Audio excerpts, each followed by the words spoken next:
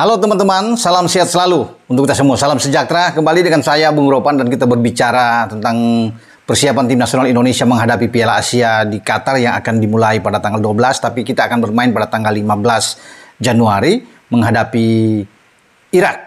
Ya, dan kemudian kita akan bertanding lagi melawan Vietnam tanggal 19 dan tanggal 24 terakhir melawan Jepang. Kita berada di grup D. 28 pemain yang dibawa STY untuk mengarungi latihan TC di Antalya, salah satu kota di Turki, dan kita kemarin sudah bermain sekali dalam uji coba pada tanggal 2, kalah dengan 0-4 dari Libya, dan masih ada uji coba lagi kedua yang akan berlangsung pada tanggal 5 atau esok di tempat yang sama. Nah, dari 28 pemain ini akan dicoret 2. 26 pemain akan resmi. Ya, STY akan usung bawa di Piala Asia. STY sendiri mengatakan bahwa semua pemain akan dibawa ke Doha, ya, ke Qatar setelah bermain melawan Iran. Nah, kita akan bertanding tanggal 9 itu. Setelah pertandingan kedua dengan Libya, masih ada satu uji coba lagi. Iran, tim peringkat 21 di peringkat FIFA, tim yang sangat kuat. Nah, di sanalah baru STY bilang akan ada menciutkan 2 pemain dan akhirnya ada 26 pemain yang resmi terdaftar. Namun AFC sudah membocorkan ini dan juga sudah merilis bahwa sebenarnya sudah ada 26 pemain yang masuk di list AFC dan semua dari negara-negara peserta, sehingga ini juga agak membingungkan kalau STY sendiri bisa mengatakan belum mengumumkan 26 pemain itu karena baru akan diumumkan di Doha, sementara 26 nama sudah masuk. Ya, bisa aja ini sebagai suatu masih dirahasiakan, tapi AFC yang keburu merilis ini kalau berdasarkan dari apa yang diungkapkan oleh Konfederasi Sepak Bola Asia ini. Ya, saya pikir sudah pasti benar lah. Tidak mungkin AFC itu berbohong untuk bisa menegaskan 26 pemain tim nasional kita, walaupun sang arsitek kita sendiri belum secara resmi mengungkap dari mulut dia. Tapi oke, kalau bisa melihat 26 pemain itu berarti ada 2 yang dicoret dan 2 nama itu sudah pasti ada. Satu Adam Alis, gelandang yang kemarin ikut bermain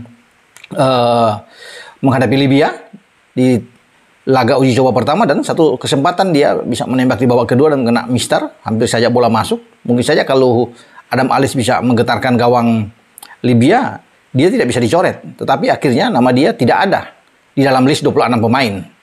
Ya, Adam Alis ini gelandang dari Borneo ya. Dan Arkan Fikri juga yang bermain kemarin tapi tidak ada namanya di dalam 26 itu. Arkan Fikri kita tahu anak muda, yang paling muda bahkan di skuad kita, yang dibawa STY untuk latihan di Turki. Ini gelandang pekerja keras dari Arema Malang. Nah, 2 nama ini nggak ada. Yang dua-duanya gelandang. Sehingga gelandang itu berkurang kalau melihat dari gelandang yang ada ya. Sedikit sekali. Gitu, ada Marcelino, Mark Klok, ada Ivar Janer di sana yang kalau masuk di posisi tengah ya. Bahkan mungkin ada Sadil yang bisa ditarik ke sana, ada Ricky Kambuaya, jadi mungkin sekitar 5 yang berada di sana kalau untuk ukuran gelandang. Nah, saya juga kaget kenapa tidak salah satu di antara pemain depan, karena pemain depan kan berjubel kalau Witan didorong ke area pemain depan atau Egy ke pemain depan, ya termasuk dengan Yakob, katakan, karena Yakob bisa juga bermain di belakang, tapi katakan mereka masuk di depan, itu banyak. Berarti kalau lihat dari lini di depan, baik Dendi, Hoki yang kemarin sempat ditarik keluar karena mengalami sedikit masalah. Ya, ada Hoki, ada Ramadan Sananta, ada Rafael Struik juga ada di sana, ada Dimas Derajat. Ya, mereka 5-5 tidak tercoret. STY tetap membawa mereka. Tidak ada satupun. Jadi aman. Ya, sehingga menjadi korban adalah Arkan dan juga dengan Adam, ya, atau Adam Alis di sini. Ya, ini berdasarkan rilis ya, yang saya coba lihat di sini. Bahkan kalau ini penjaga gawang pasti aman ya. Sahrul Trisna Persikabo, Muhammad Riyandi Persisolo, Hernando Ari Persebaya Surabaya. Kalau di belakang ya udah pasti tidak tergantung. Padahal salah satu di antaranya itu dalam posisi yang gawat juga, antara Edo atau dengan Wahyu. Ya, tapi dua-duanya masuk. Ada dalam list.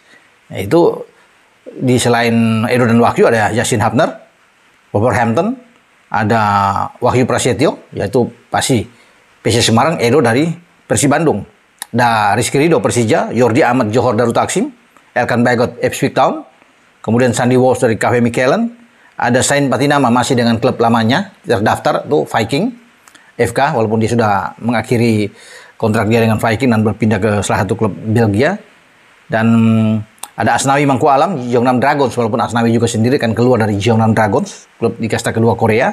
Serta Pertama Arhan Tokyo Verdy. Pertama Arhan juga akan keluar dari Tokyo, konon kabarnya. Dan di tengah itu ada Sadil Ramdhani, Sabah FC, ada Mark Klok, Persib Bandung, ya Ricky Kambuaya, Dewa United. Kemudian Witan Sulaiman bahkan didorong masuk ke tengah sekarang. Ya Egy Maulana, Witan kita tahu bersama dari Persija Jakarta yang sudah dipinjamkan ke Persikabo. Dan juga ada Egy Maulana, ya. Bukan, Witan tadi kan ke Persikabo, ke Bayangkara, ya, dipinjamkan. Kemudian Jakob Sayuri PSM Makassar, Marcelino Ferdinand, ada Denze, Ivar Janner, Jong Utrecht. Depan ini yang saya bilang tadi, semua tidak tergantikan.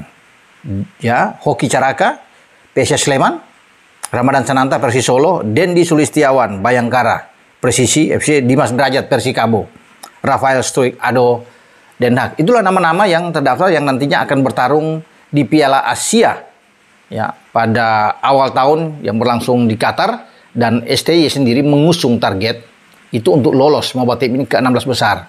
Terasa memang sulit. Ini ngeri-ngeri sedap kalau bisa bicara dengan ini. Karena penentuan pertama itu melawan Irak. Jika kalah lawan Irak, berat karena pertandingan terakhir kita lawan Jepang. Sulit dah untuk kita berharap untuk menang lawan Jepang. Walaupun dalam sepak bola semua bisa terjadi di lapangan. Tapi Jepang berat posisinya. Karena kita dengan Libya kayak kemarin kita bisa melihat bagaimana masih sulit. Walaupun itu sebuah uji coba. Nah kita akan tunggu lagi di pertandingan kedua nanti melawan Libya dan lawan Iran. Di situ kan menjadi acuan. ST harus bisa membentuk starting 11 terbaik menghadapi laga pertama. Makanya laga pertama ini penting sebelum melangkah pada laga kedua tanggal 19 Januari menghadapi Vietnam. Itu yang paling penting. Kita draw saja udah oke menurut saya. Apalagi kalau menang. Luar biasa buat kita. Sehingga kita berharap untuk paling tidak masuk sebagai salah satu di antara 4 tim terbaik berperingkat ketiga. Ya, dan itu yang menjadi harapan tentunya. Tapi kalau kita menjadi runner up sudah bagus dengan catatan kalau menang melawan Irak. Tapi kalau melihat juga dalam pertandingan pertama di kualifikasi pra Piala Dunia zona Asia di grup F yang berlangsung di Basra, kita kalah dengan 5-1 dari Irak. Dan Irak membawa tim yang sama atau pelatih Irak, Yesus Casas, membawa tim yang kuat, ya seperti yang mengalahkan kita waktu itu. Nah itu kan kita juga masih akan lihat pertarungan sesungguhnya antara Irak dan Indonesia. Makanya saya bilang imbang aja udah cukup. Artinya peluang kita untuk menambah ke langkah berikut, oke lah untuk ke babak berikut. Karena Vietnam juga berusaha untuk mengalahkan kita. Vietnam ingin memukul kita. Di samping dia tahu bahwa Indonesia ingin mengalahkan mereka. Karena penentuannya ada di Vietnam. Inilah kuncinya bagi kita.